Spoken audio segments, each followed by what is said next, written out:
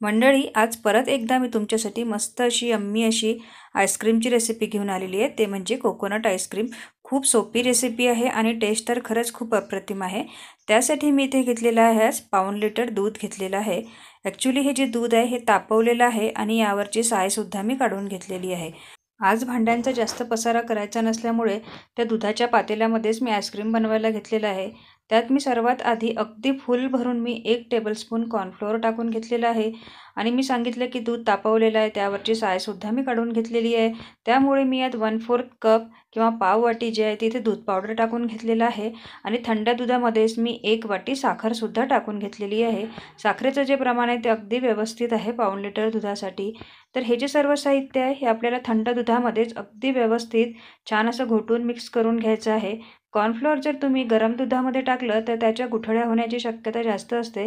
त्यामुळे कॉर्नफ्लोअर किंवा तुम्ही कस्टर्ड पावडर जेव्हाही कधी टाकता तेव्हा ते थंड दुधामध्येच मिक्स करून टाकायचं। हे आता अगदी व्यवस्थित मिक्स झालेलं आहे।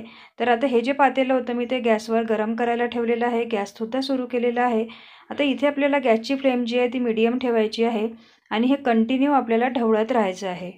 कॉर्नफ्लोअर टाकण्यामुळे दूध जे आहे हे तडाची लागण्याची शक्यता खूप जास्त असते आणि जसं की मी आधी सांगितलं होतं की मी या दुधावरची सायसुद्धा काढून घेतलेली आहे। तापवलेलं दूध आहे त्यामुळे हे जे मिश्रण आहे किंवा सगळं साहित्य टाकलेलं जे दूध आहे ते मी अगदी घड्याळ लावून 15 मिनिटे याला छान असं आटवू दिलेलं आहे। तुम्हाला त्याची क्वांटिटी जी आहे ती थोडी रिड्यूस झालेली सुद्धा दिसत असेल आणि दूधसुद्धा मस्त असं घट्ट मलाईदार झालेलं आहे। आता गॅस बंद करून दूध थंड व्हायसाठी ठेवून देऊया। त्यानंतर मी मधल्या वेळेत एक ओला नारळ घेतला होता तो कुकरमध्ये मी इथे 3 शिट्या काढून छान असं शिजवून घेतलेला आहे।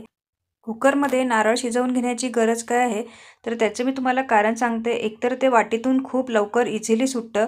तुम्ही बघू शकता आता मी इथे अगदी सहज त्यात चाकू टाकलेला आहे आणि खूप लवकर निघतं आहे। दुसरी म्हणजे आपल्याला आईस्क्रीमसाठी जे नारळ आहे हे पूर्ण इथे त्याची पील ऑफ करून घ्यायचे। त्याची पूर्ण जी साल असते ब्राऊन कलरची ती आपल्याला काढून घ्यायची आहे।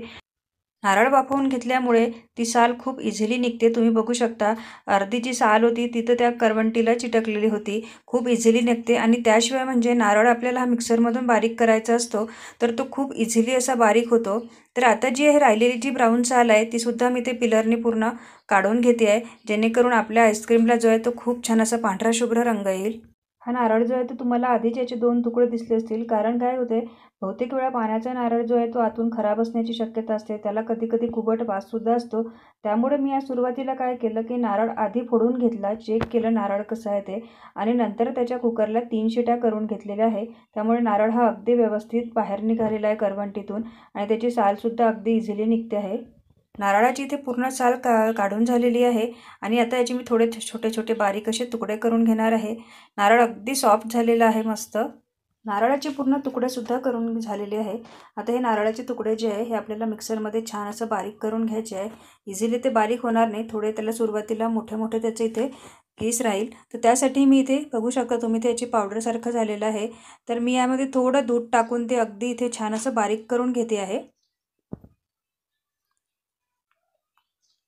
हे आईस्क्रीममधलं जे आपण तापवायला ठेवलं होतं त्यातलंच थोडं मी दूध इथे यात टाकून घेते आहे कारण दूध जे आहे ते आता व्यवस्थित थंड झालेलं आहे। आता दुधासोबत परत आपण एकदा हा नारळाचा चव छान असं बारीक इथे फिरवून घेऊया एकदा।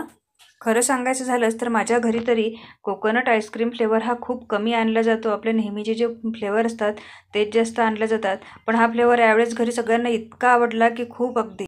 आज मी इथे व्हिप क्रीमचा वापर न करता मी ते फ्रेश क्रीम घेतलेलं आहे। हे 250 ml पॅक आहे। हे फ्रेश क्रीम जे आहे ती अगदी चिल्ड आहे। मी आधी फ्रीजमध्ये ठेवलं होतं त्यामुळे बऱ्यापैकी घट्टसुद्धा झालेलं असेल। फ्रेश क्रीम वापरताना हे नेहमी अगदी थंडगार असं वापरायचं। तर आता हे सील बंद आहे पॅक, तर सील फोडून आपण जे आहे हे यामध्ये पूर्ण फ्रेश क्रीम असं टाकून घेते आहे। तुम्ही बघू शकता इथे मस्त असं घट्ट आहे फ्रेश क्रीम। त्यातलं थोडं लिक्विड पार्टसुद्धा बाहेर निघतो। तर आज मी लिक्विड पार्ट जो आहे तो सेपरेट न करता या आईस्क्रीममध्येच पूर्णपणे टाकून घेतलेला आहे। पूर्ण फ्रेश क्रीमचा पॅक मी यात टाकून घेतला आणि परत एकदा मिक्सरला फिरवून घेतलं होतं। आता अगदी व्यवस्थित झालेलं आहे, याची कन्सिस्टन्सी मस्त झालेली आहे। आता दूधसुद्धा आपलं पूर्णपणे थंड झालेलं आहे। नारळ आणि दुधाचं जे मिक्सचर आहे बारीक केलेलं ते आता हे थंड झालेल्या दुधामध्ये आपल्याला अगदी व्यवस्थित मिक्स करून घ्यायचं आहे आणि एखाद्या एअरटाईट कंटेनरमध्ये आपल्याला हे 8 ते 9 तासासाठी फ्रीजरमध्ये फ्रीज व्हायसाठी ठेवून द्यायचं आहे किंवा सेट व्हायसाठी ठेवून द्यायचं आहे। मी आता हे अगदी छान असं मिक्स करून घेते आहे। नारळाच्या करवंट्या ज्या आहे त्या मी आज फेकून न देता आतून असे अगदी व्यवस्थित साफ करून घेतलेले आहे. ज्याला नारळाची जी थोडी साल चिपकलेली होती तीसुद्धा मी काढून छान व्यवस्थित स्वच्छ करून घेतलेले आहे. आणि त्याचासुद्धा मी आज मस्त असे बाउल म्हणून आईस्क्रीमसाठी त्याचे यूज करणार आहे. खायलासुद्धा छान वाटेल.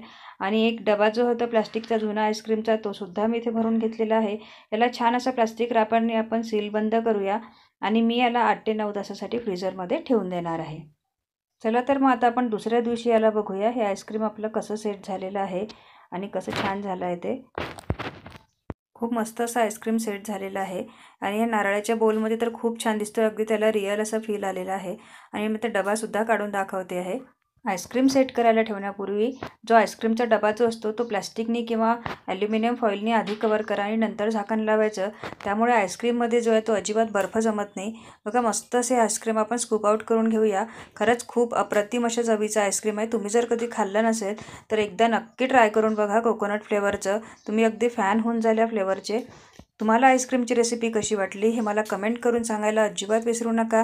रेसिपी आवडली असेल तर नक्कीच तुमच्या मित्रमैत्रिणींसोबत फॅमिलीसोबत शेअर करा आणि व्हिडिओला एक लाईक करायला विसरू नका. भेटूया माझ्या पुढच्या व्हिडिओमध्ये. तोपर्यंत बाय बाय.